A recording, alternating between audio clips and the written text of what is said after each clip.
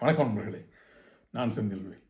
இது மரபு செல்வம் திருக்குறளை நவீன நோக்கில் நவீன பின்புலத்தில் வைத்து நவீன கவிதையைப் போல வாசிக்கும் ஒரு எளிய முயற்சி. கனவு நிலை உரைத்தல் அதிகாரம் பார்த்துட்ருக்கோம்.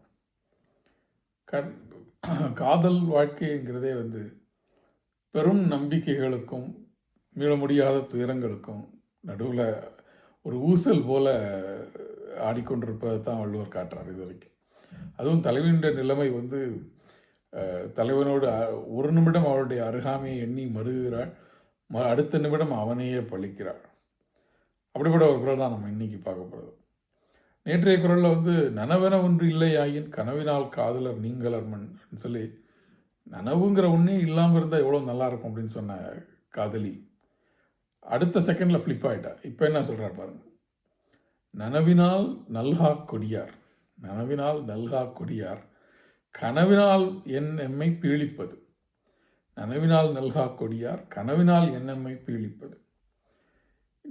அவன் என்னுடைய கனவிலிருந்து மறையாமல் இருந்தால் இவ்வளவு நல்லாக இருக்கும், கனவு மட்டுமே வாழ்க்கையாக இருந்தால் எப்படி இருக்கும் சொன்னதிலிருந்து அடுத்த நிமிடம் ஊசல் மறுபக்கம் பாய்கிறது. நனவு மட்டுமே இருக்கிறது.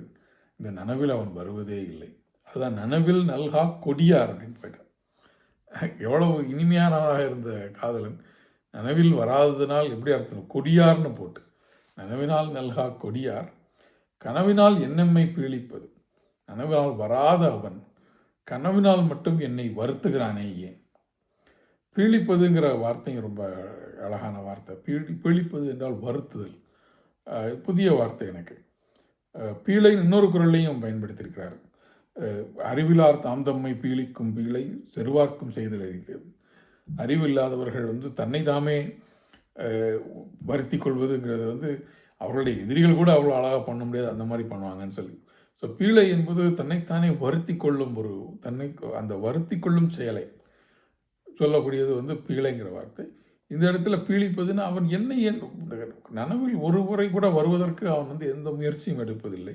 இந்த கனவில் மட்டும் அடிக்கடி என்னை ஏன் வருந்த செய்கிறான், இதில் என்ன லாஜிக் இருக்குது, யாராவது கேட்டு சொல்லுங்கள் அப்படின்னு நம்மகிட்ட நியாயம் கேட்குறாள்.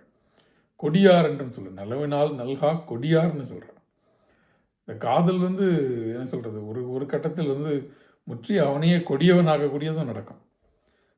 ஏன்னா ஒரு உச்சக்கட்ட அன்பு தான் அடுத்த செகண்ட் அவங்கள அதனுடைய ஏமாற்றம் அவங்கள அடுத்த செகண்ட் அவனை கொடியவன் என்று சொல்ல வைக்கும். ஆண்டாளுடைய பாசனங்களை படிக்கும்போது நிறைய இடங்கள் அவள் தெய்வத்தின் மேல் கோபம் கொள்வது வரைக்கும் தெரியும். ஒரு பட்டி மேய்ந்தோர் காரேறு அப்படின்னு ஒரு பாடல் உண்டு.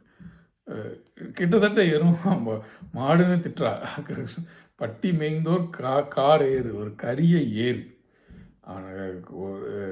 கிருஷ்ணன் பிருந்தாவனத்தில் மாடு மேய்ச்சிட்டு அவன் வரக்கூடிய காட்சியை சொல்லும் பொழுது அந்த திருவாய்மொழி, நாச்சியார் திருமொழியில் அந்த பாட்டு இப்படி ஆரம்பிக்கிறது, பட்டி மேய்ந்தோர் காரேறு அப்படின்னு. நல்ல அவன் எவ்வளோ விளையாட்டாக வரான் பாரு. ஒரு கருமையான ஏறு, ஒரு எருமாடு இல்லை, ஒரு ஏறு வர்ற மாதிரி, ஒரு கரிய காளை வர்ற மாதிரி எப்படி வர்றான் பாரு அவனுக்குன்னு சொல்லி.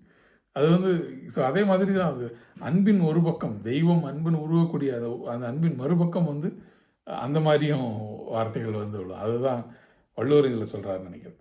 நனவினால் நல்கா கொடியார், கனவினால் என்னெம்மை பீழிப்பது. சிந்திக்கலாம் நண்பர்களே, மீண்டும் நாளை சிந்திக்கலாம். நன்றி.